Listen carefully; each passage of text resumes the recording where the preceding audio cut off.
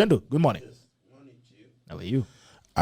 First of all, I want to offer my apologies to our viewers for being late. I have used a route I have not used before coming here because I had a family issue I needed to attend in the morning. And nonetheless, my apologies for being late. But I'm here. I never run away from debate. Like my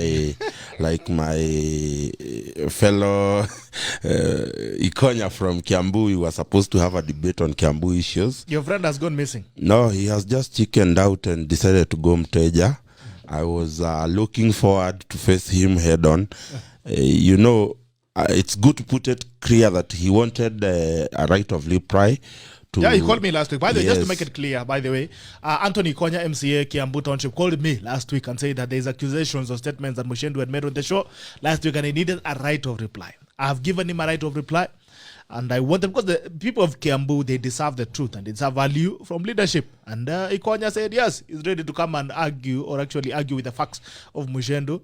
Anthony Konya has gone missing. I don't know, maybe he's on his way, but if he's gone missing, then that is the truth. I can tell you, he is not gone missing. Ikonya just decided to chicken out of a debate. I was very ready to engage him on matters Kiambu as the Yal, because, and I want to make it very clear here, that I did not come last week or today to come and speak on behalf of the executive.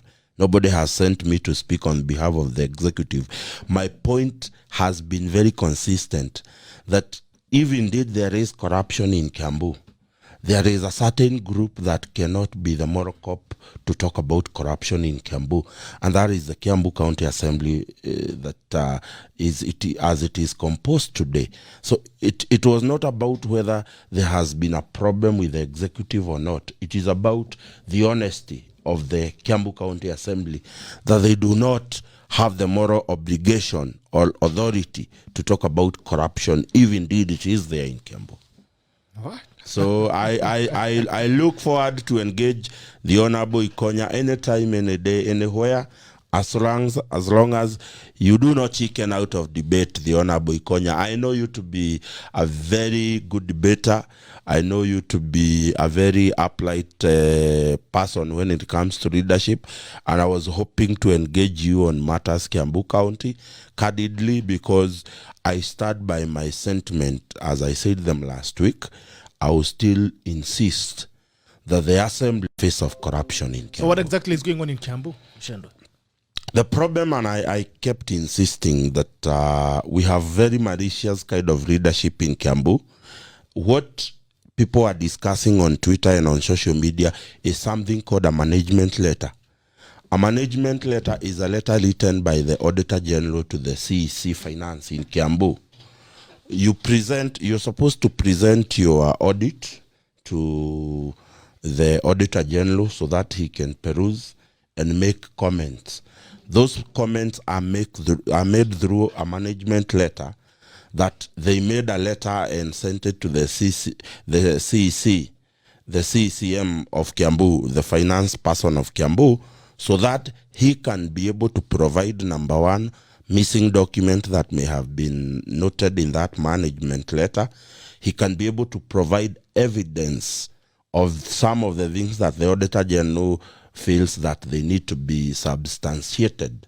That management letter it is an internal document between the Auditor General and the CEC Finance. Somehow, somebody leaked that particular letter. It is what has become the subject in Kiambu.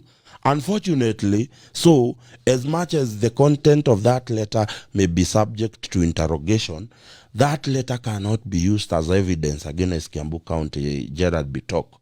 There has to be that final report by the Auditor General that actually now details if there are issues that were not clarified when the CEC Finance is going to reply to that management letter.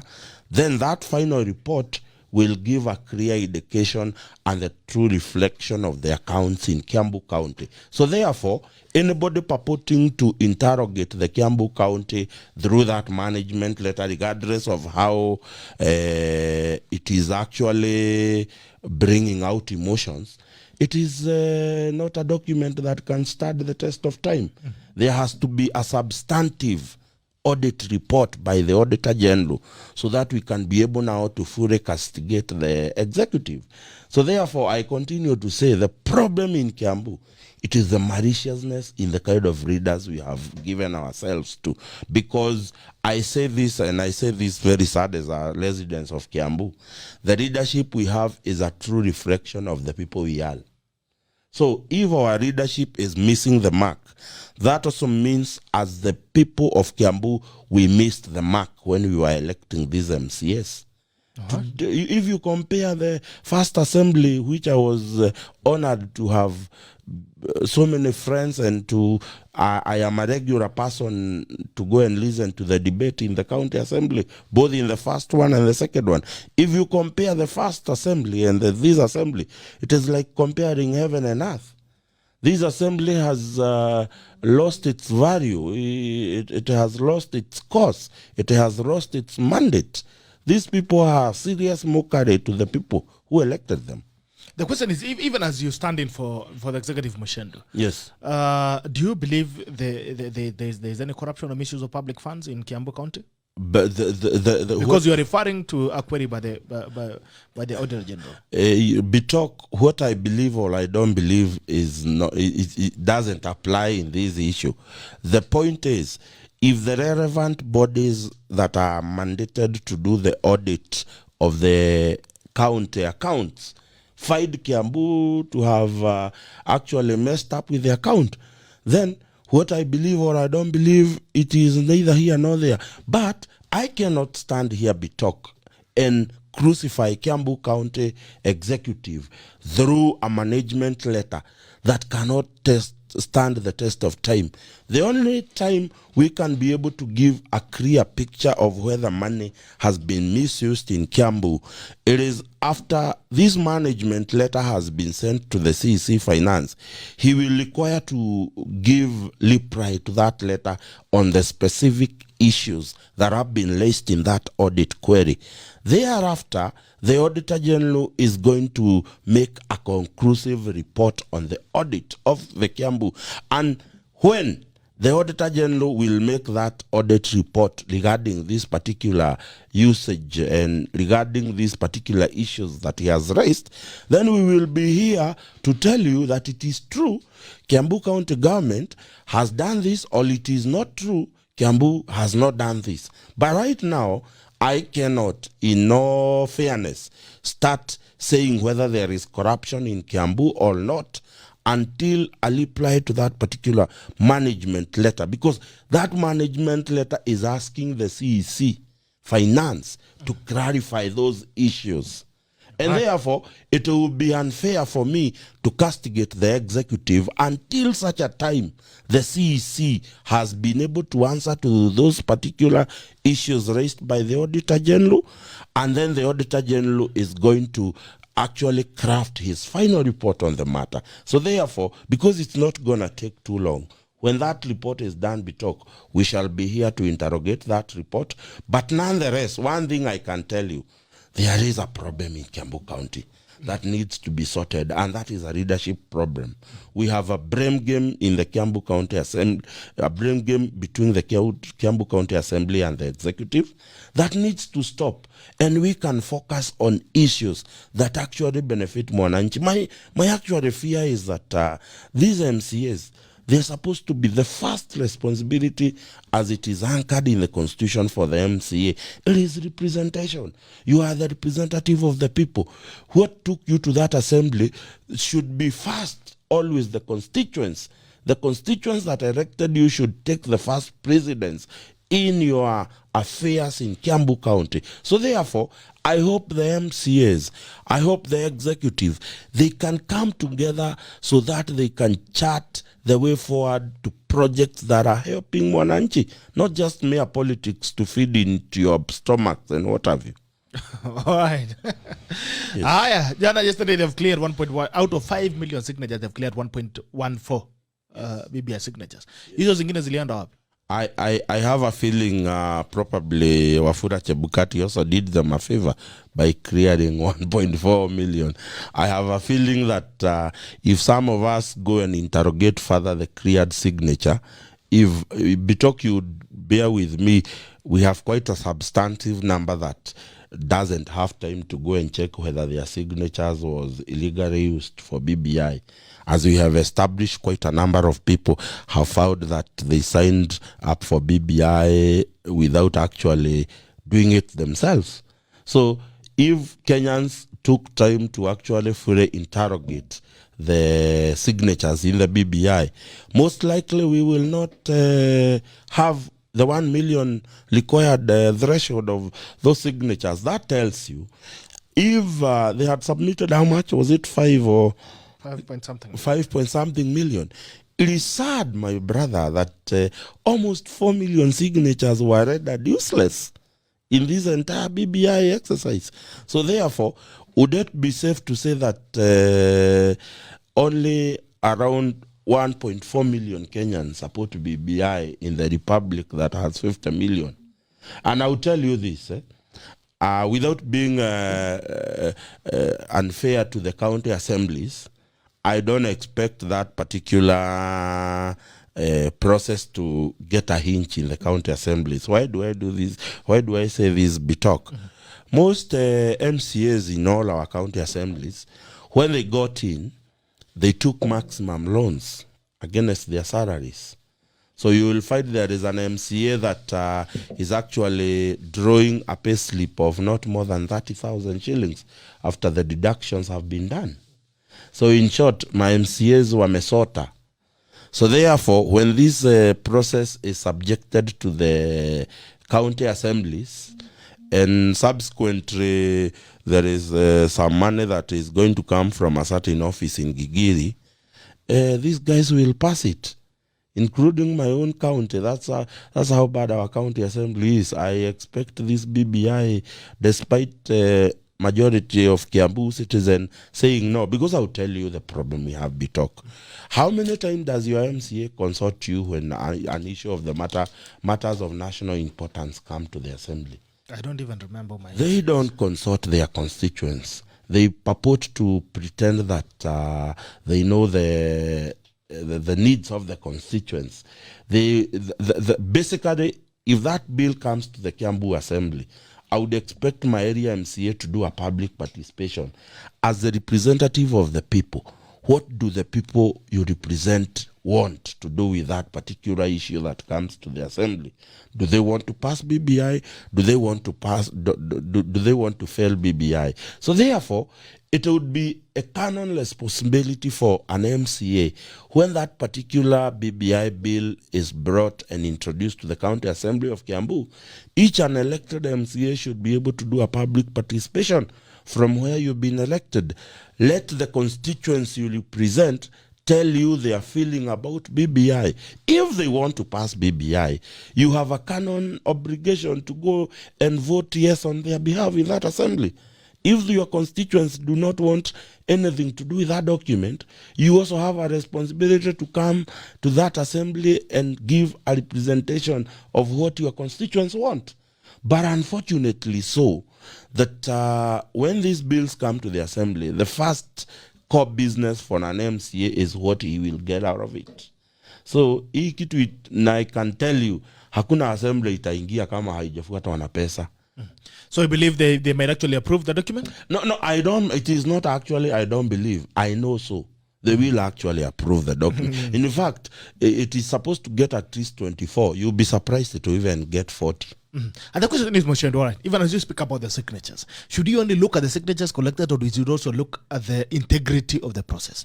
Because that is it. You know, let me tell you, when you have 4 million signatures being rejected by the IEBC, then the integrity process of the integrity of that process becomes very questionable.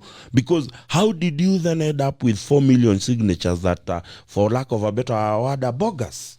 Because they are bogus. You will find that someone has signed in but given the wrong details of his voting station. That tells you that signature automatically was stolen from somewhere. Because Bitok, are you sure you will really forget your voting station in Moiben? Surely. As a voter, you may not know so many other things, but if I vote in, like me, I vote in Brock 2, Gatora Primary School. I cannot forget that. My shosho cannot forget the school where she or my guka where he votes. So therefore, when you have over 2 million, because I think if you look at the summary of the report, you will find like over 1 million signatures have the long voter information. Others have the long voting station. Others have the long count information. You will find someone has given a signature purporting to have come from Kilifi when his documents are checked. He's from Kiambu. So therefore, that process of correcting signature by the Building Bridges Initiative is very questionable. We cannot actually struggle to say that there was no integrity in the process of correcting signature. Otherwise, it will be very sad to imagine that over 4 million signatures were found not to be accurate. Can you compare the process used by the Third Way Alliance to correct the signatures for the Pungua Mzigo bill vis-a-vis the BBI? The Third Way Alliance had collected 1.something millions, I think, around 1.something million signatures. But somehow, the margin of error in that particular exercise was very low, that they were able to get more than 1 million signatures approved by the IEBC. Here you have a process that took almost 5.6, I can't recall very well, around 5.6 million signatures. And then you end up with only 1.4 viable signatures. There is a very big problem in that process. And then, now that begs is, what is the independence of Kenyans as voters? If such a small issue like BBI, they can be able to get over 4 million bogus signatures. But the beauty and the issue about this is that these signatures belongs to people. They had at no time. And then what amazes me is that you have so many people who gave signatures and they are not voters. You had quite a very sizable numbers that the IEBC said they could not find them in their register. Then we have a problem because we do not use the mechanism, the right mechanism. And I have a problem because the popular initiative, it is not supposed to be a government-driven initiative. In the spirit of the Constitution, the popular initiative was supposed to be driven by me and Bitok, people who are not members of government. We are given a leeway as the citizens to address issues that we feel that should be addressed and we fear that the government cannot initiate. But what do we have today? A government that can use a parliamentary initiative and all other initiatives. They have absconded their duty as government and hijacked a process that ought to have been started by Wajiko. And now that's what they are using so that they can be able to achieve their so much desired results that are not Mwananchi oriented. So therefore, it is very sad that the government that is claiming to be powerful and having deep state has resorted to use the popular initiative that in the spirit of the Constitution was supposed to be used by Wanjiko, who does not have trust in government. He can use the county assemblies as the people's representative to start that process. All right. Let's talk about Central Kenya. There was a Ghana meeting. Also, Raila Odinga heads to Central Kenya this weekend. I think on Saturday he'll be having a rally at Kenol. Uhuru pala amesema yeye bado ananguruma kama simba. Atarudi ngurume kama simba. I saw Kabando was thrashing the Sagana meeting. So I think he'll also have let me tell you. Yes, let me tell you. The Sagana meeting is neither here nor there as far as I'm concerned, Bitok. Somebody will ask, why am I saying so? Already, it is established that quite a sizable number, actually the majority of Mount Kenya people are not in support of BBI, Bitok. And therefore, when I want to sell something to Bitok and our producers here, and they do not want to buy it, the logical intervention as someone who understands marketing would be first of all to understand why is Bitok not buying my idea and his producers, why are they not buying my idea? Once I establish the reason why Bitok and his friends are not buying the idea I have, the next intervention would be, what mode of parody am I going to apply for them to actually give me a hearing on the idea I have? Once I establish the mode of parody, then from there I can come up with all tricks in the book to ensure Bitok and his company buys my idea. But instead, you go to Sagana, you call the same sycophants who surround you and lie to you that BBI is going on well in Sagana. You call them Bitok, and you expect, how do you do things the same way and expect the different result? Those people you purport to be the opposers of BBI, you have left them out of Sagana meeting. What was the purpose of Sagana meeting, Bitok? If you look at the papers, they were saying that Uhuru is crafting a new strategy to ensure that he wins Mount Kenya. There is no way you take sycophants from here to Sagana to come and tell you how to win BBI. You would rather have still stayed in Nairobi. You have just given them a very good fresh air in Nyeri and in Sagana to go enjoy, to end up telling you the same thing they have been telling you, which has not been working. So I felt if Uhuru was honest with the conversation about selling BBI to Mount Kenya, he would have reached out up to the dissenting opinions. Understand why are they dissenting? Why do they feel that BBI is not a priority in Central Kenya? Why do they feel that BBI does not address the issues of Wanjiko or even their personal views on that? That is the only honest conversation I would say the president has. So what are the Sagana meetings actually intended to achieve?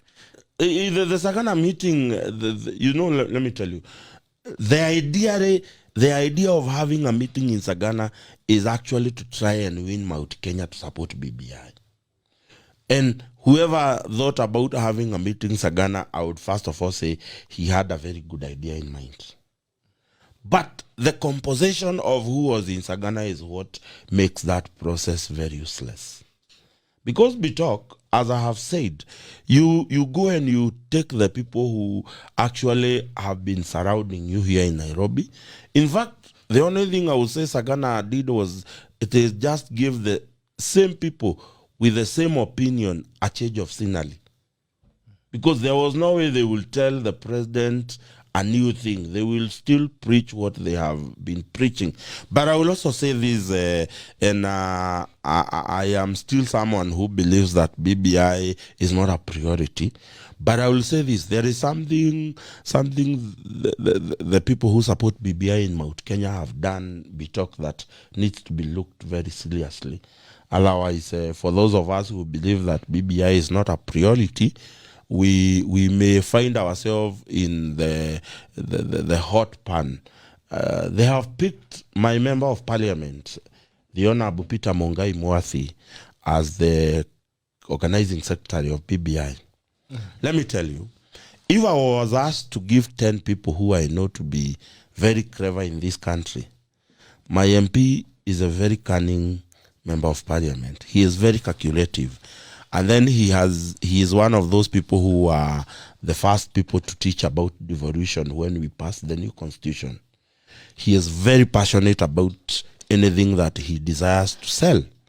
And therefore, my MP has been out and about, Nanyuki, Limuru, on TVs, and selling. And it is my submission that if we were to have 4 or 5 members of parliament like the Honorable Peter Mongai Mwathi, then we are looking at a place where Mount Kenya might just be swindled or coerced to support BBI. It's actually someone who has argued here, and that's Ombui. Ombui is arguing, he's saying that if you know that nobody supports BBI, do you have the data that proves that nobody supports BBI or BBI is unpopular, especially in central Kenya? Let me tell you, we do what we call opinion poll, but our opinion poll, I have to state on the onslaught that they are not scientific.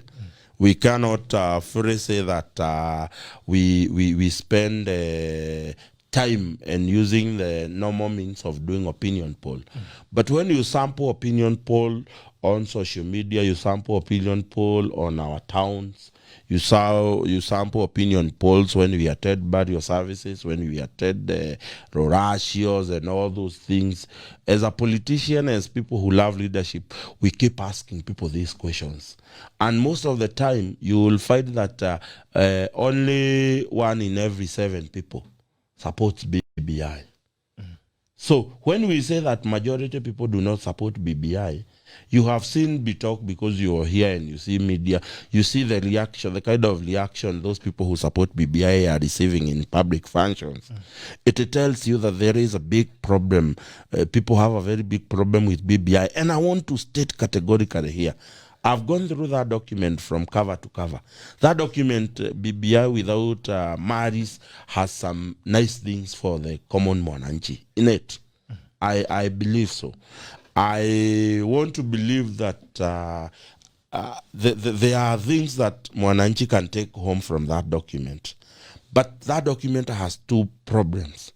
One, the kind of people who market that particular project and particular initiative in Central Kenya. Number 2, the pointers they have taken as the lead point in BBI. Today, the pointers in BBI is about leadership, Bitok. It's about expanding the executive. It is about representation. It is about issues that only benefit the leaders who will get those positions when BBI is passed. So the people who actually came up with this initiative messed when they decided that the selling point is about leadership. So the common Mwananchi feels that BBI is only about leadership and the things that the readers will take home out of that document. Therefore, they feel that their issues have not been addressed. Now, it will be very long of me to sit here and say that that document doesn't have some good things for the common Mwananchi. There is some goods. But which is? Like, for instance, if we talk about the issues of agriculture, there are timelines that are supposed to be given there. If you look at the document at the end, there are schedules that you are supposed, the parliament is supposed to enact. But we already have the copy of bill. We have the bills that are coming up. Why do we need? Why is it? Why are you not doing this thing? No. What I'm saying is, Bitok. What I'm saying, and get me correctly. I am one person that, because I think you're flip-flopping. I'm not flip-flopping. I am not. I'm saying that document, it will be very wrong of me to say that there isn't 1 or 2 things that can help the common Mwananchi in that particular document. Because I'll tell you the problem I have. When we say that we enact 35% of total revenue of this republic to the county government, then that is a very good thing. That we can have 35% being enacted in the constitution to come to the county government. On the other side, and the problem I have saying BBI is not a priority, as we actually talk about 35% coming to the counties, what is the current government doing to ensure that our economy will be on the track to achieve the 35%?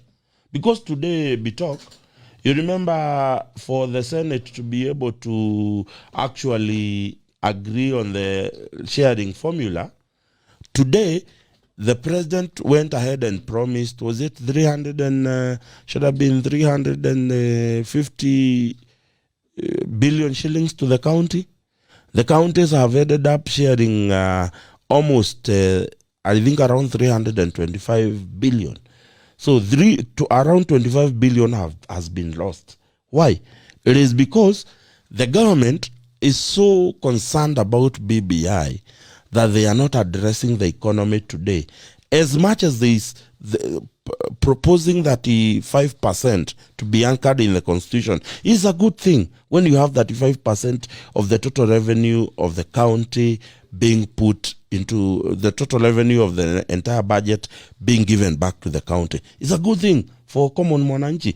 But now, The reason why the common mwananchi will not see it from that angle, it is because you say there is 35% to be given to the county, but what you are doing with the economy today is actually proof that even giving 15% to the county government is a very big problem. So what I'm trying to say, like I'll tell you one proposal that is in BBI I have always insisted on, is today counties are given money in accordance to 15% of the last audited and approved government accounts. Understand? For you to, your 15% is based by the Auditor General statements of account that have been approved by the Auditor General, brought to the Assembly, and they have been approved by the Assembly. That is when you get the 15%. Meaning, today, the 15% that we are giving the counties, it is somewhere in the financial year of 2016-2017. The BBI proposes that 35% would be given, 35% will come from the last audited government account. It has removed that particular section where that account has to be approved by Parliament. So whether Parliament does its responsibility of approving the accounts or not, when we are giving the 35%, they should be given in accordance with what the Auditor General has approved. So therefore, that is a good thing in the BBI. But that is not something that Wananchi will see it, because the current state of economy, as much as we pass the 35% on paper, does our economy today show or prove that we will give 35% to the county government? No doubt. It does not. So therefore, the problem I have with BBI, it is that there are people who feel that BBI is like it's something magical. That once we pass this thing, it is going to turn our economy around. Our economy will not be turned around by just a mere paper that the president has said to. Right. Our economy will be turned around by the economic policy this government will put in place. Right. I'm also saying, I've run a poll there. There's a poll I've run whether you support BBI or no. I think you've seen a pop-up on your video. Let's get the poll real live. I've run the poll whether you support BBI, yes or no. Yes or no. Kuna poll pop up kwa video yako. You can click on the poll. You can vote yes or no. I'm seeing Jen is arguing. There's an argument that Jen is arguing, and he's also going along with someone who made a statement here that said there's someone who said on studio yesterday. I'm trying to get a comment. There's someone who talked on the studio today na akasema ya kwamba Maoka Maore said on a show at Citizen TV that they are going to receive instructions on the way forward on BBI. It's nothing about consultations, dialogue, or consensus building. That's Evans Gidai. And also Jen was asking, why are we having Sagana meetings in lodges and not town hall meetings to sensitize the Wananchi in Central Kenya about the document and the gates? Because this of contradiction. These meetings in Sagana Bitok do not really give the desired result. I'll tell you because I'm one of the people who has visited that Sagana Bitok. One time, in the first term of the president, we were invited to Sagana, and I tagged along my former governor, Kiambu, William Kabogo. And William Kabogo Bitok made a serious request on Sagana, standing on the floor. I remember he was not to talk at the meeting. It was the first time Igatha was introduced to politics, that time that I was in Sagana. And Kabogo raised very pertinent issues to do with Central Kenya. And he has always been passionate about health. So Kabogo raised the issues of Bitok. Who requires the most health services, Bitok? It is the people who are so populated. Because you know, Bitok, the more you are populated, the more you require more health services so that you can meet the needs of the people. So Kabogo made a very passionate appeal to the president on that particular hall in Sagana State Lounge, and told the president that if we don't even do anything else for Central Kenya, can we expand the health services for the people of Central? Because he argued, in Kiambu, we are around 2.3, 2.4 million Bitok. So therefore, if you compare Kiambu and Lamu that has about less than 200,000 people, who would require more services or health services? It is Kiambu. So Kaboko said the best gift the president would have given Kiambu and the entire central people is expand the health services in Kiambu, because Kiambu is populated, central Kenya is populated, and we require health services every day. But what happened? The only thing we ended up was just Kabogo making a passionate appeal, Bitok. Nothing happened. Instead, we now have a national government that has taken over Gatondo Level 5. It is now a referral hospital that is being controlled by Kenyatta University. What did they leave us in land? Because, if a hospital becomes a referral hospital, you don't just pop in. So, what I'm saying is, these Sagana meetings, they are just there to go and whip motions, Bitok. There is nothing conclusive that will come. Because if today, Bitok, it is the people of Ndeya who are saying they are not going to pass BBI, why do you need the same readers you have in Nairobi and take them to Sagana? You should be asking the readers to do town hall meetings. Educate people on BBI. Let's see if they can change their mind. But instead, you tell the president, let us go to a serene place, enjoy ourselves as we discuss the fate of BBI. My friend, Your Excellency, the president, the only thing you did to those members of parliament and those people who purport to support BBI, you just gave them the serene environment of Sagana Rouge. Watoke hiyo Sagana wakuje watupate pahali tu walituacha. Huyo rais unamwongelesha amesema ataanza kunguruma kama simba.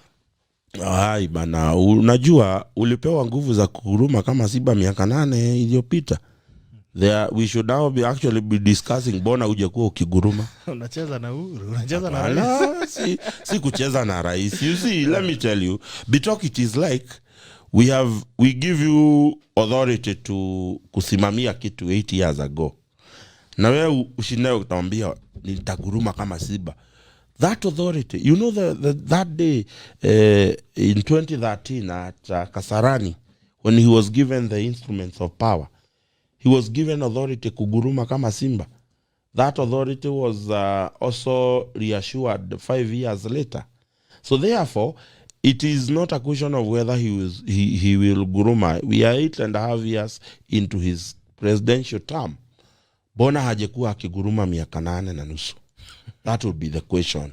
Useme ati nilisikia akisema kule usione Siba amenyeshewa ukadhani amekufa. Paka amenyeshewa. Amesema usione paka simba amenyeshewa ukafikiria ni paka. You see, at the end of the day, mimi najua simba hawezi nyeshewa. Simba akiona mvua anajificha mvua ama anajua ni aje.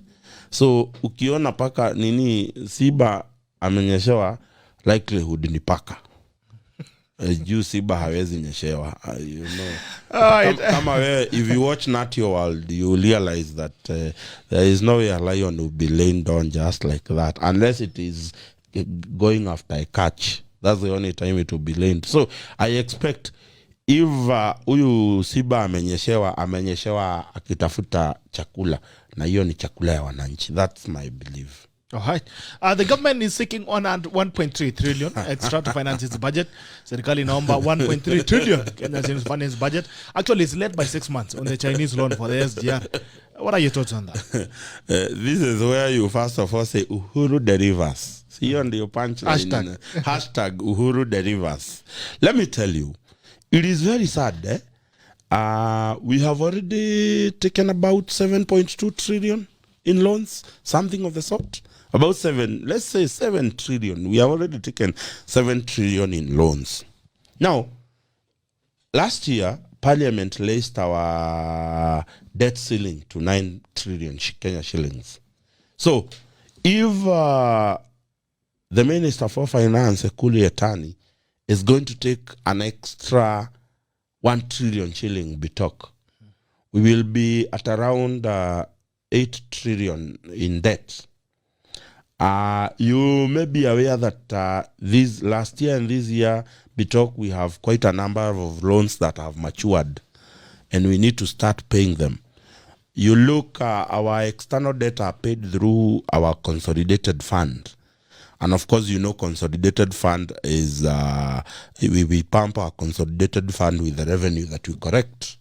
So therefore, we are 8 trillion shillings in debt, Bitok, because there is no question that the government will definitely take these loans. And we have said that this 1 trillion, it is to cover the budget deficit because we have not corrected revenue as we projected. And we have taken this loan. The question would be, how are we going to repay these loans, Bitok, if we do not address the economic policy toward the ease of doing business in this republic, Bitok? Because when you take a loan, a public debt, the person who is expected to pay that public debt, it is you and I. And therefore, this government has given the problem that we have not been able to correct revenue because business has been bad. Now, you go ahead and you pick a loan without, first of all, addressing the issues on how to ease the way of doing business in this republic so that Bitok, me, and other people can venture into business, generate more revenue, so that we are able to pump more money to a consolidated fund. Subsequently, we can be able to realign on how to pay our debts. I have not seen the economic advisors of the president tell the president that while we have a number of loans that have matured, Bitok, can we renegotiate these loans so that they do not become a burden to this republic? You just hear that they just want to borrow, and more borrowing. But I have not heard that this government has sat down with China, has sat down with France, has sat down with the UK, and has sat down with the International Monetary Fund, World Bank, so that they can renegotiate some of these loans, so that we do not find ourselves in an economic recession.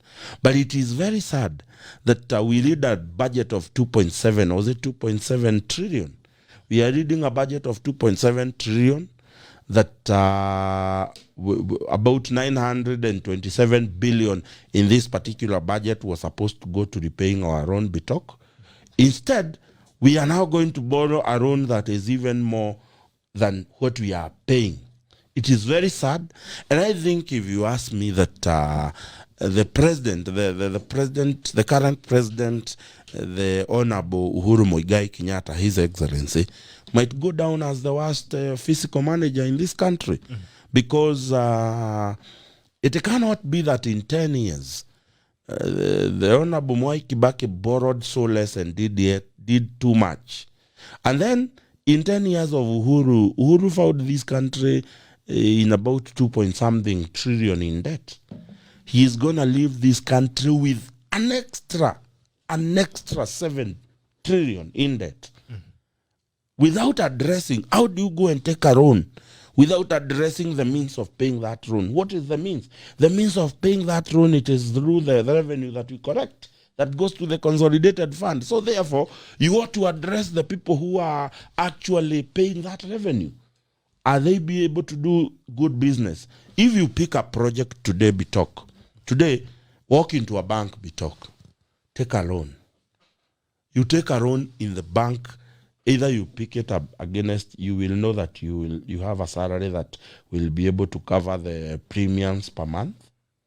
Or you pick a loan and put it in a business, you know that this business is going to give me enough money that will give me my profit and repay my loans.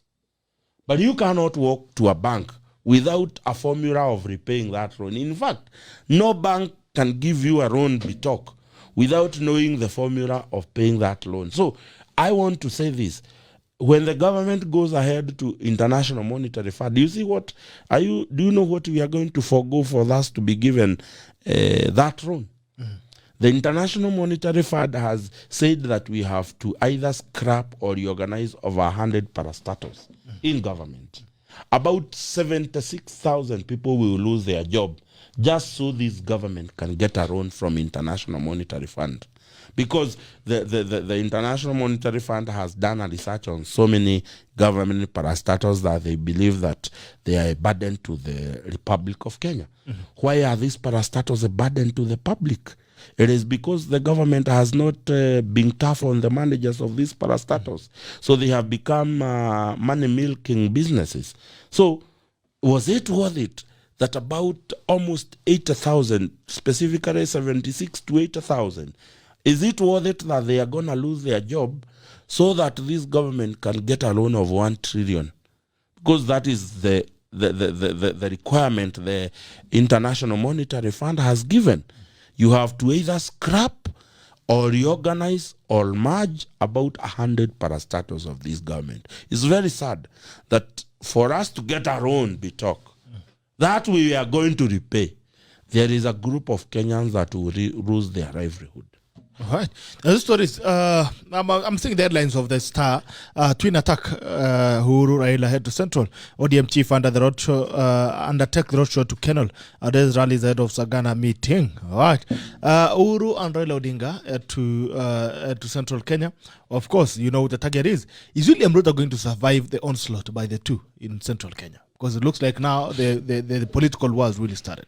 You know, when you hear that the president, who is a kingpin in quote in Central Kenya, has enrolled the services of Raila Odinga on a roadshow to Central Kenya, that is when you realize that William Ruto has already fixed these guys. Otherwise, it will not warrant them to go to Mount. You know, let me tell you, what would be sad, it will be Raila trying to go to Nyanza to appease his supporters. You know, you may hate Raila, like him, but you know Raila does not need to struggle to go to Nyanza. He does not even need to say he is coming. His supporters needs to know he is in Nyanza, and they will show up.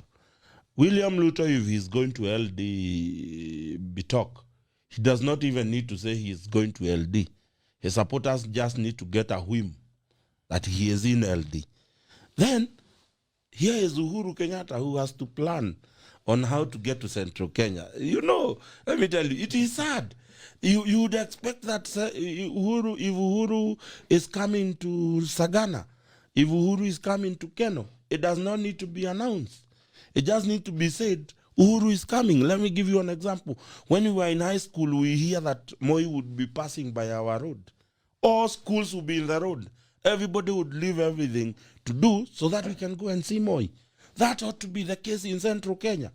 That tusikie tu Uhuru ameonekana hapo kwa Mbera anaingia Limuru. By the time he is getting to Limuru ought to be on a standstill. But now Uhuru has to call people to Sagana. He has to accompany. Can I tell you, if Raila was coming to Limuru, people today will show up in big numbers because Raila is an icon of politics in this country. That number does not necessarily translate to actually getting votes.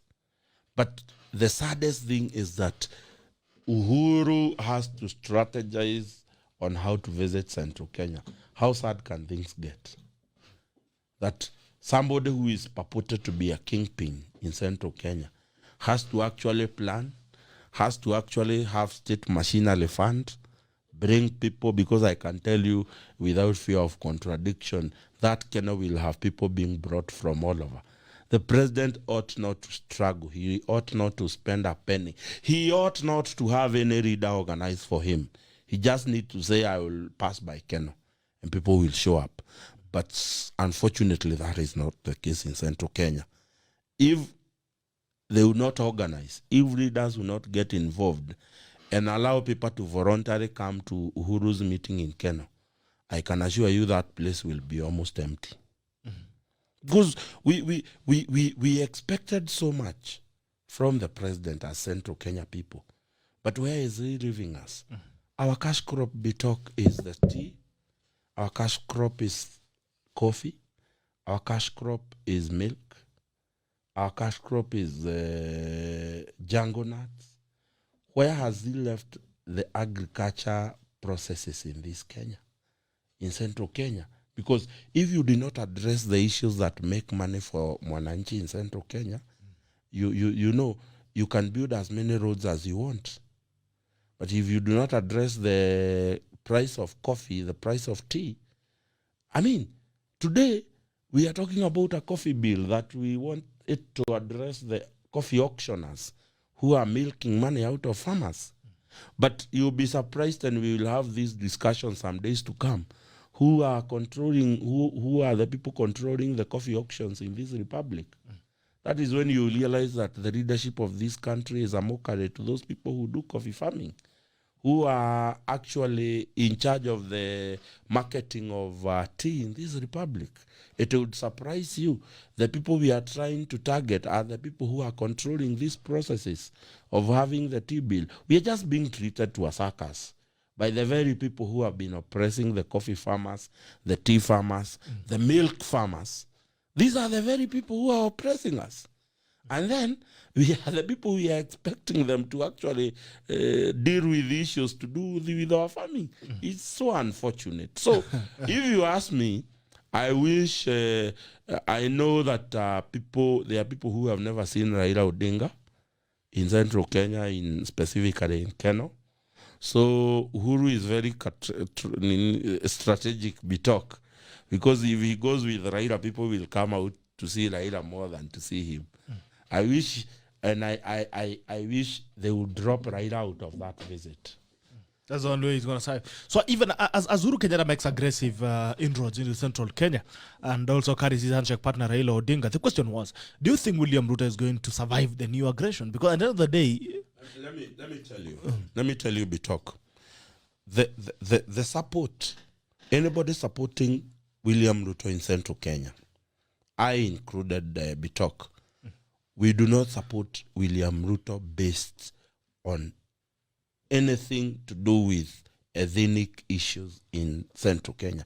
We support William Ruto because we believe this is a leader who actually helped us. If indeed, in quote, helped us, helped the president to win the presidency. This is a leader who actually has been supporting the leadership of Uhuru Kenyatta. And more so, Bitok, that William Ruto was introduced to central Kenya politics by none other than the president of the republic. The first serious tours of William Ruto in central Kenya were with Uhuru Kenyatta. He introduced him in more than 15 times. The president insisted that he would be serving 10 years and then he will be leaving the mantle to William Ruto. All right, let's take this guy who's calling in. This guy amepotea.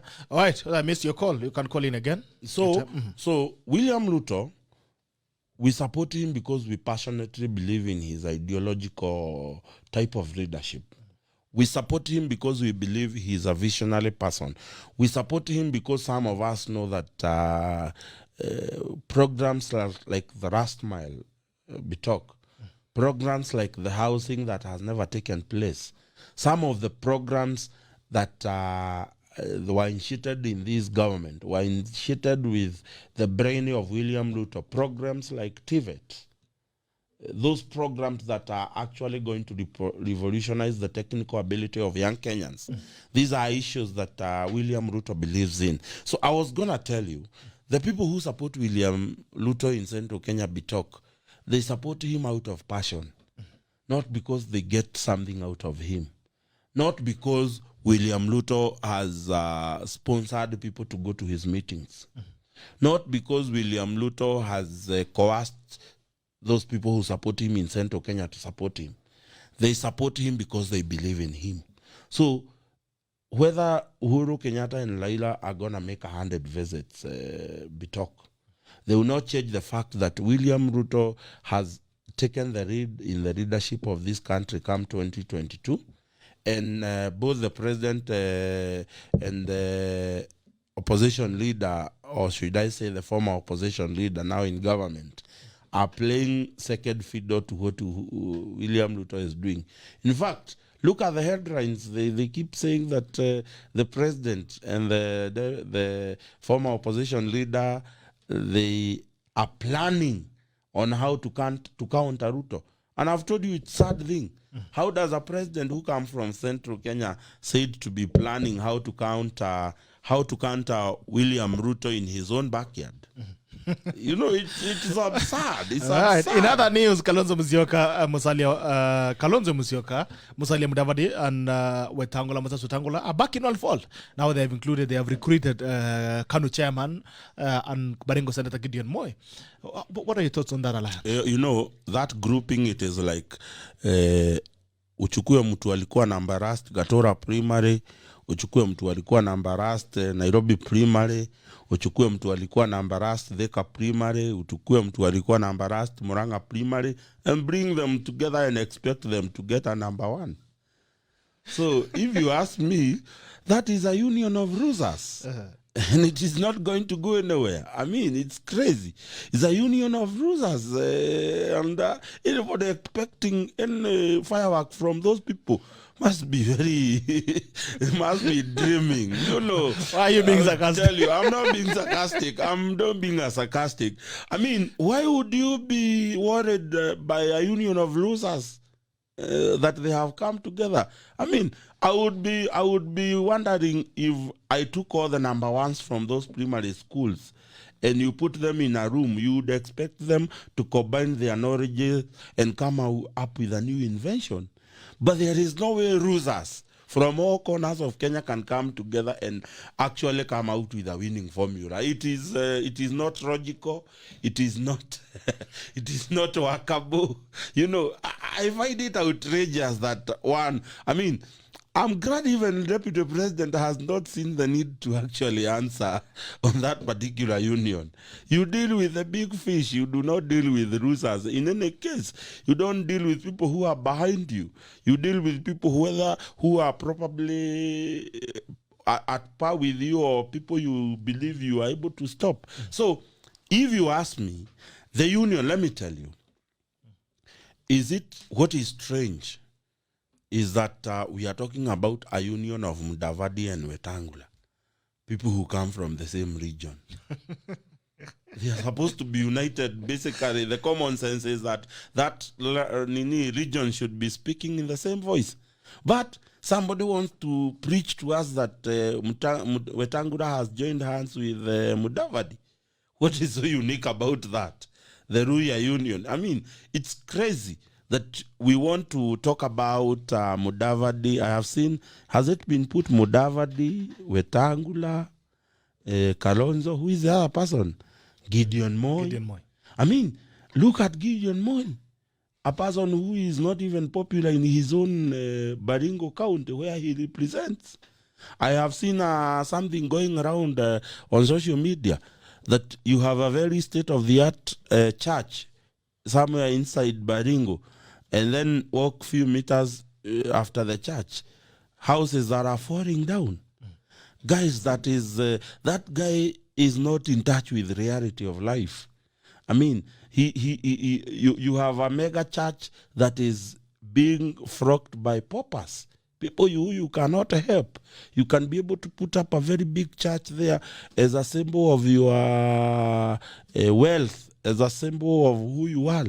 But the people who are supposed to attend that churches cannot even get a day's meal. You know, so when you are talking about that union, what is union? Kalonzo Musyoka is a guy who only recently knew. You don't want to be president. Actually. No. He only recently, when Kibaki left power, that is the only recently alijua kujinunulia mafuta ya gari. It's true. No, tell me I'm lying, Bitok. Kalonzo joined the government in the 80s, immediately after school. He has been ferried by a driver ever since. He has had a cook paid by government, a cleaner paid by government, a house paid by government.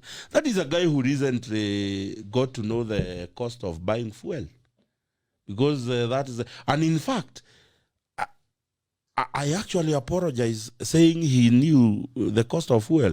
I just remembered he's a former vice president. He still enjoys the state given vehicles, drivers, chase cars, and everything. So This is a guy who does not understand the issue of the common mwananchi. This is a guy who has been accused of grabbing government land and building personal structures on it. This is a guy who is associated with Meron. He's a guy you can never trust. Today he is saying this, tomorrow he will say that. Then you have Wetangula, who cannot even sustain his own party. He has been kicked out by Wamunyinyi.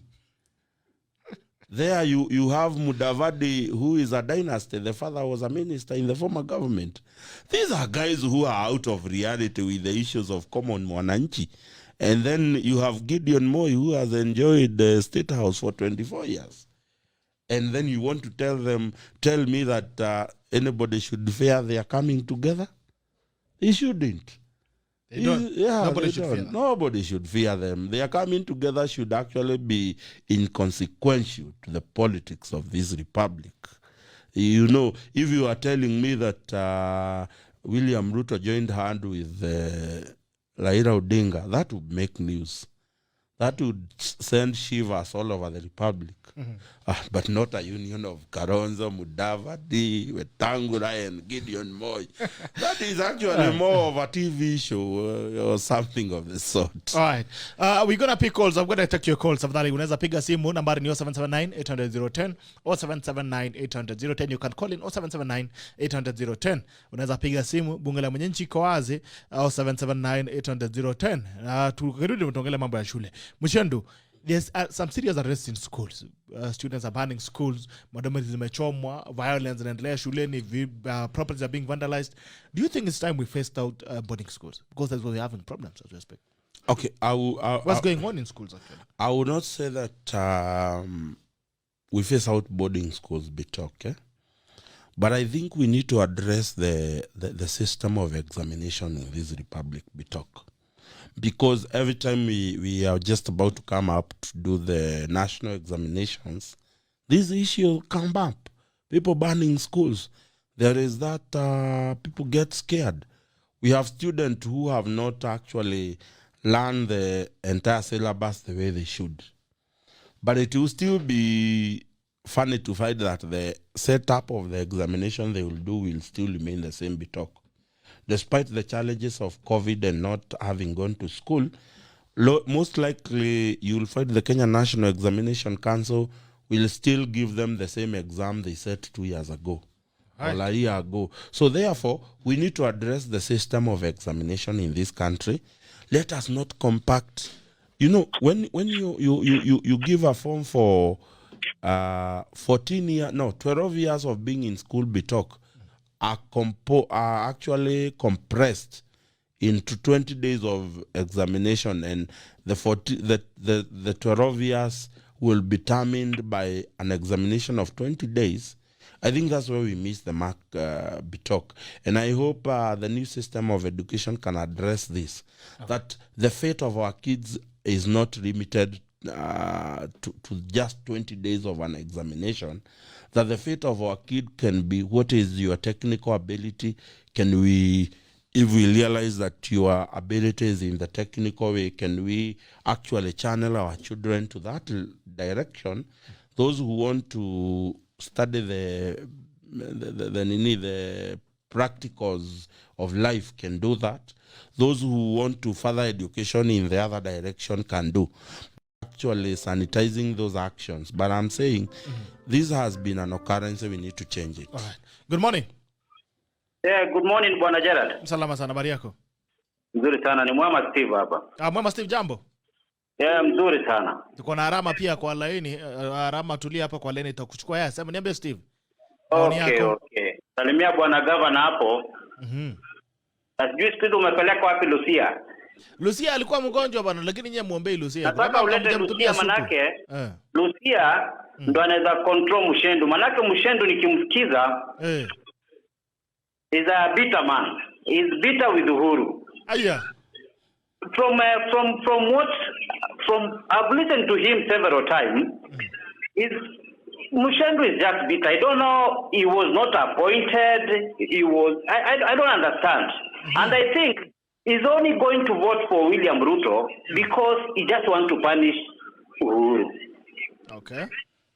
So kwa sababu mimi ningetaka Muchendu akuja aelezee vijana kama sisi tunataka tumepata policy, tunataka president ambaye atatuletea mabadiliko tofauti. Kwa mfano, tunataka mambo ya pikipiki itaangaliwa aje. Kwa sababu hakuna policy watu wanaangalia watu wa pikipiki. Pesa itatrickle aje kwa mwananchi wa chini. Lakini akikuja kashifu tu hapa Uhuru aseme Uhuru hajafanya hivi. First thing he should remember, Uhuru is not a president for Wakikuyu peke yake. He's a president for the whole Kenya. Umenipata? Ukiwa pwani, Uhuru akitembea pwani anakubalika. Ndio unaona anakuja pwani, unaona Joe anamkaribisha, anatembea huku, hakuna mtu anampigia makelele. Akienda Nyanza anakaribishwa huko. Lakini sasa akianza kusema ati Uhuru akienda Central haizi karibishwa, Uhuru sio president wa Wakikuyu peke yake. Uhuru ni president wa kila mwananchi wa hii jamhuri yetu. So Bwana Muchendu is a bitter man. Ache kuwa hiyo bitter sana. Tuelezee Bwana Ruto atatufanyia nini? Haya. Umenipata? Amesikia. Okay, sawa. Asante sana Steve, kwa siku njema. Nashukuru. Arama, Aranga yuko kwenye line. Arama, jambo. Kama Arama amepotea tena.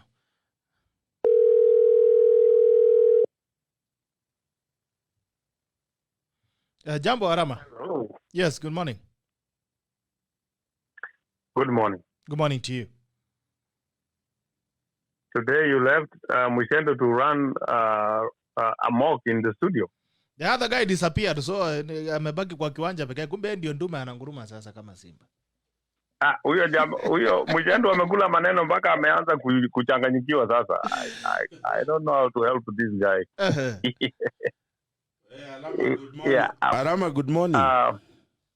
Good morning, bwana. How are you, bwana? Kabla Muchendu. Niko salama. Sasa wewe umeanza kuingilia watu mpaka unaambia wengine they are number 0. No, but you know, it is like saying ulikuwa namba 2 na ulikuwa na 200 marks. You know, doesn't change a fact that you got a D. Yeah, but the D cannot define me for the rest of my life. But anyway, let me just address one of the things that you guys were talking about, the issue of the schools and the kids. Yes. We need to recognize one thing. A couple of things that are affecting the kids nowadays, or in general. At least for most of us, when we went to school, you always had an outlet. Where you're angry or anything, unakimbia kiwanja, unacheza kidogo, that energy spent, and then you're done. The world is changing. There is so many challenges, and one of the challenges we have is mental illness and mental challenges.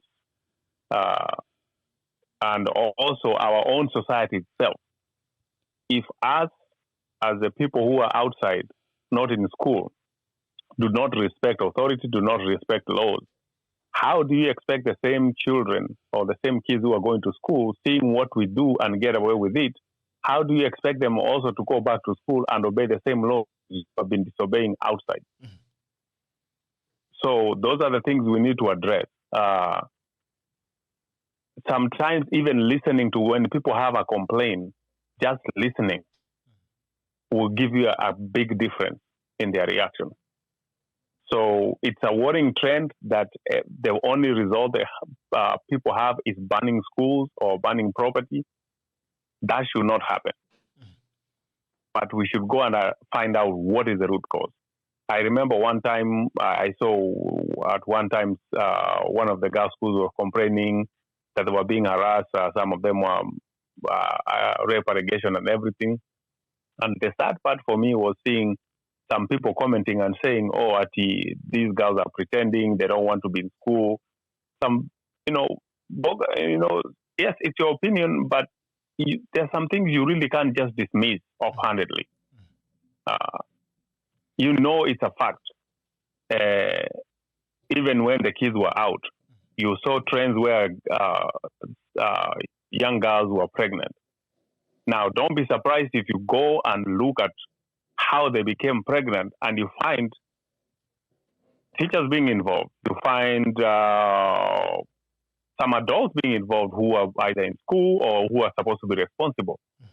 So how do you just dismiss that and say, oh, they were denied this or that? That's why they are reacting this way. We need to go and address this issue categorically and find out what happened and why did they behave that way, or why did they come to this option. And then that way you'll be able to address the issues in the right way. Maybe, as Bitok suggested, maybe it's time to do away with the boarding schools. But then look at it on the other side. The parents are overwhelmed. They have to work from morning to evening to make ends meet. So parents don't have time to parent their kids. So the schools are their best alternative. The goods go to school, Rama. So watoto wanaenda shule mchana. Yeah. Yes. Yeah. So where does it stop the parents from working? But now the problem, let's take like, for example, Nairobi. Unatoka kazi jioni, by the time unafika kwa nyumba ni saa 7, saa 8 ya usiku with a traffic jam na kila kitu, and then you're supposed to wake up, the kids are supposed to be early to school. There is really no time. But don't you think that's also a problem, Arama? Because it looks like then there's some serious absent parenting, like has been insinuated by some people. Yeah. That actually the problem that we have today is that the parents are not spending enough time with their children. Absolutely, yes. Mm-hmm. Yes. So do we... And which... So are we giving excuses to be away from our children?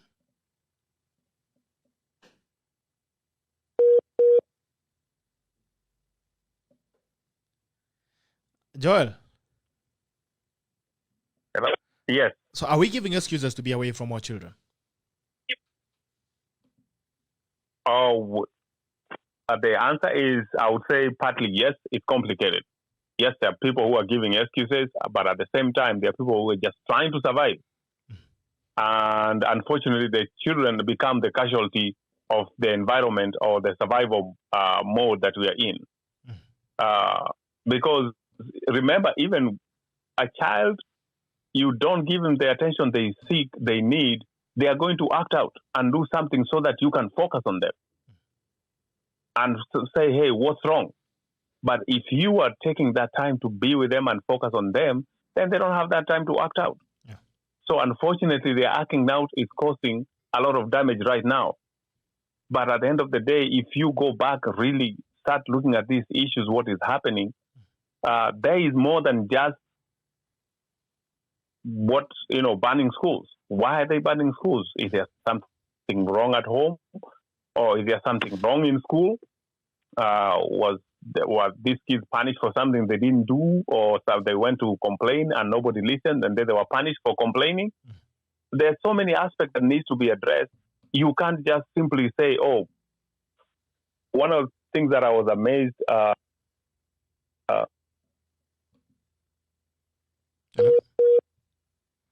Hello? I think his network is not very stable. Anyway, Mushendu, I think we are to our tail end. I would want to take your tackle of the day.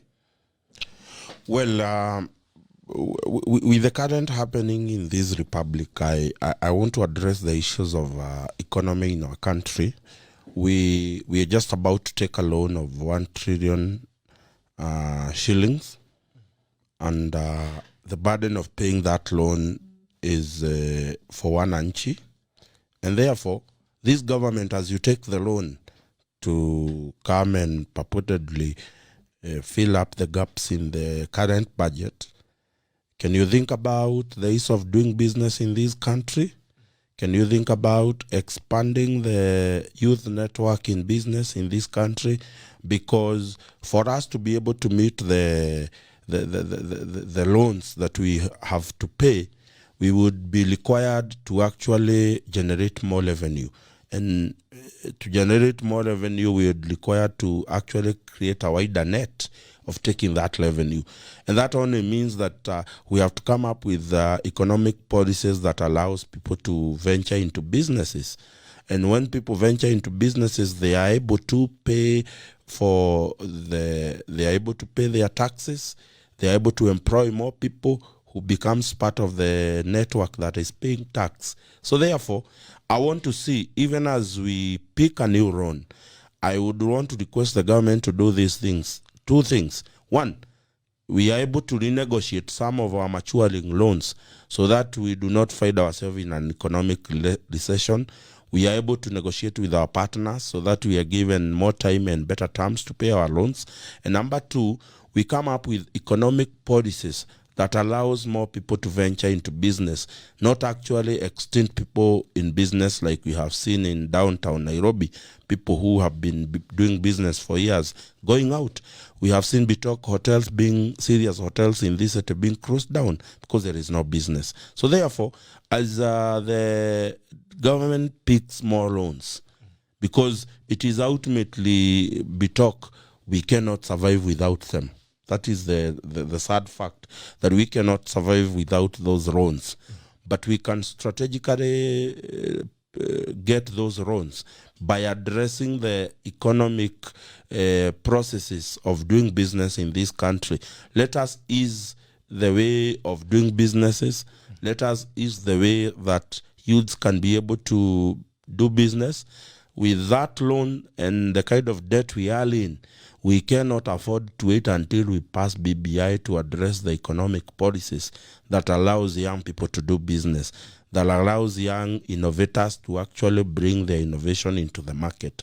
So therefore, I would want to urge the people responsible with advising the president on economy to actually advise the president on economic policies that are going to help young people venture into businesses. Because until you actually induct these young people into doing business, we will not achieve the desired result, and that is to bring our economy at par with other developing economies. So the government ought to actually give us, not only tell us they will take loans, they must also tell us how they intend to be able to raise enough revenue so that we are able to pump more money into a consolidated fund and subsequently be able to repay our loans without having any pressure. So government, it is up to you to help young people of this republic actually venture into business and help you raise more revenue, and you will be able to pay these loans without ease. And we also want to see value for our loans, because we are picking loans and spending a lot of it in compensation. We, instead of actually spending that money on the actual project, we are picking loans and doing projects where senior people in government are going to receive compensation from this money. So we want to see value for our money. We don't want to see our money, when it comes, it is being used to compensate the who is who in government, who coincidentally owns properties where those projects needs to happen. All right. So 61% of Avia tax revenues eaten up by debt payments. 61% of Avia revenues collected this year has been eaten up. This year's budget been eaten up by debt payments. Madeni zinalipwa 61% zimeenda. Imesemekana pia Muchendu uko bita, pole sana kidogo. Let me say this for avoidance of doubt. Yes, somebody has challenged me to come and give solutions. The only thing I can come do here, Bitok, is come and critique government, because I'm not part of the Uhuru government to be able to give solution. And the only way I can actually come is actually come here and do a criteria critique for government, so that if they are responsible enough, they will pick what we are complaining about and do something about it. Therefore, nobody can accuse me of not giving solutions. Until 2022, Bitok, when we have an opportunity to change government, and those of us who feel have solutions can offer ourselves to be part of government. The only thing left of us, it is to criticize this government against their promises. All right. Someone also asked if you're running for any seat in Kiambu. I would definitely run for a seat in 2022. But now is not the time to declare which but I would definitely run for a certain seat within Kiambu County. Oi, Daktari Ojuang anasema great show team. Asante sana daktari bwana, umeingia wapi leo bwana? Daktari Ojuang. Asante sana, thank you so much for tuning in. Bruce Lee, he said, how can someone say Muchendu is bitter for stating facts as they are? Everyone should be bitter by the way Uhuru has mismanaged our economy. Caroline Kensa, Muchendu, just know you are a smart person and very informative, and I like listening to you. Ignore the negative vibes and have a good day. All right, now Caroline Kensa, I don't think Muchendu is bitter on anything. He's stating facts as they are about Uhuru. I share his feelings too, and I think when from Mount Kenya will agree with him. Bas Njuguna says, spare the road and spoil the child. Kiboko should be snaked back and from class 1. A child grow up disciplined. This would time before matters become good. Before matters become good. Maybe 12 years to come. It's not to start now. Wanasema Kiboko irudishwe. Bas Njuguna, that union is meant to hoodwink their backyard, that they can be something great in this country, and therefore the electorate would rally behind and fully support, and that is how they cling to politics for a long time. All right. Evans Gedaya and some coalition of losers, they are only waiting for endorsements to survive instead of looking for votes. Neil Murray, Jamgea Rabitok, Muchendu is a smart guy. Asante sana. Omoro Nyandiga amesema useless. Siasa sijui nini useless. Sijaelewa. Ni network yake, ni simu yake, ni wapi, ni nini ambayo iko useless. Biwad Bill and some Kenyans, especially we business community, are already fed up with this government, which instead of president focusing on fixing our country, problems and Big Four is focusing on fighting his deputy. Neil Chips Munasema Ruta is giving them sleepless nights. Evans Kedai, the biggest problem in Mount Kenya is that watu hawana kitu. Their business have been closed, auctioned, or are struggling. The agriculture is also struggling. It's about the economy of the region. That is what most people don't think BBI is a priority. That's the bottom line. The rest are stories of giant. Mambo ya giant. Alright. Henry Kimene sema Superwave Courier Parcel delivery Nairobi Eldoret Kisumu. Asante sana watu wa Superwave Delivery Courier. Antiago Ombuya anasema, do you have any proof or is it just propaganda? Mwanda Abraham, does the president need to go to tempt Ruto in Central Kenya or go there to tempt corruption, unemployment and tribalism? Kenya is doomed. Central Kenya is doomed. Haya basi. Asante sana. We also had a poll that we had conducted. I want to read out the poll results. Kuna poll tulikuwa tumeweka hapa ya BBI. Let me read out the poll results for you. Alikuwa muuliza kama una support BBI. We had a poll here. You're supporting BBI. What's a poll? Wanasema 14% wanasema yes, 14% wana support BBI, 86% wanasema no. I had asked for Ombui. This poll was specifically for Ombui because he asked me for data. So this is what is happening. This is what has been given. 86% wanasema no to BBI and 14% say yes to BBI. Sasa Ombui hiyo data tumeweza kuiona. That is what it is. That is happening. It is what it is. My numbers don't lie. Julian Nyokame said, whatever you are seeing in school is a result of poor parenting. Asante sana. Thank you so much, guys, for joining us for this morning's edition of the Tackle. Tomorrow we have the Diaspora edition. Kiongozwa na kina Arama tafadhali anza kupanga watu wa diaspora. Kesho tuanze kuzungumzia watu wa wale diaspora ambao wako ngamba. The government has said you're going to get incentives for money that you invest here. I hope you're going to have the discussion tomorrow and we see what happens. On Friday, kama kawaida, sheria wiki. Monday inakuja, alafu Tuesday pale tutakuwa na former governor Kiambu County, William Kabogo. On Tuesday atakuwa naye atuambie ni lipi inaendelea pale Central Kenya. Gabando hizo kama mingine after Sagana, atuambie mambo ya Sagana na mambo ya mlima wa kati ama sijui ni eneo la kati. Kenya. Thank you so much for joining us. It's always a pleasure to have you. Please keep sharing the broadcast even after we leave. Endelea kushare that broadcast also on YouTube. Look for Gerald Bitok. Uweze kuona zile interviews ambazo tumeweza kufanya, and the cuts on Twitter. Also look for Gerald Bitok or #TheTackle. Utaweza kutupata pale. Please follow us on Twitter, follow us on YouTube, and keep sharing our content. Ukienda pale YouTube tafadhali, don't skip ads. Ukifika pale YouTube angalia, it's sekunde kidogo tu malizana na ads, alafu you pick up with the interviews. It's always a pleasure to have you. Up to see you again tomorrow. This is the Tackle, and the Tackle ends now. Love you and bye-bye. Take care.